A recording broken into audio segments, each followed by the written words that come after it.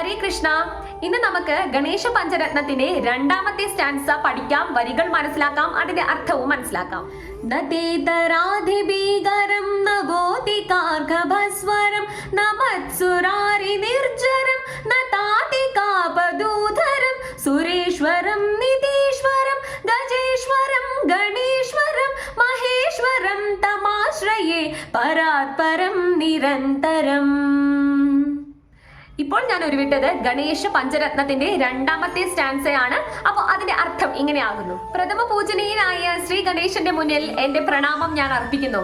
അന്യായം ചെയ്യുന്നവർക്ക്, അധർമ്മം പ്രവർത്തികൾക്ക്, അധർമ്മം പ്രവർത്തിക്കുന്ന വ്യക്തികൾക്ക് മുന്നിൽ അതിഭീകരമായ രൂപമെടുത്ത് അവർക്ക് വേണ്ട തക്ക ശിക്ഷ കൊടുക്കുന്ന ആളാണ് ശ്രീ ഗണേശൻ. പരിശുദ്ധതയുടെ ഒരു പ്രതീകം തന്നെയാണ് ശ്രീ ഗണേശൻ. അതുകൊണ്ട് തന്നെ അദ്ദേഹത്തെ ആരാധിക്കുന്ന വ്യക്തികൾക്കും അദ്ദേഹത്തിന്റെ ഭക്തർക്കും ആ അതേ പരിശുദ്ധി അദ്ദേഹം പ്രദാനം ചെയ്യുന്നു. എത്ര തന്നെ ബുദ്ധിമുട്ടുകളിലൂടെ കടന്നു പോകുന്ന വ്യക്തി ആയാലും അദ്ദേഹത്തിന്റെ തിരുവടിയിൽ എല്ലാം സമർപ്പിച്ച് നമ്മൾ അദ്ദേഹത്തിനെ പ്രാർത്ഥിക്കുകയാണെങ്കിൽ അദ്ദേഹം ഇത്തരം രീതിയിലുള്ള കഷ്ടപ്പാടുകളിൽ നിന്നൊക്കെ നമ്മളെ ഉയർത്തിയെടുത്ത് കൊണ്ടുവരും എന്നതാണ് ഈ ഒരു വരിയിൽ പറയുന്നത്. അദ്ദേഹം സുരേശ്വരനാണ്, അതായത് സർവ്വദേവന്മാരുടെയും ദേവനാണ് അദ്ദേഹം.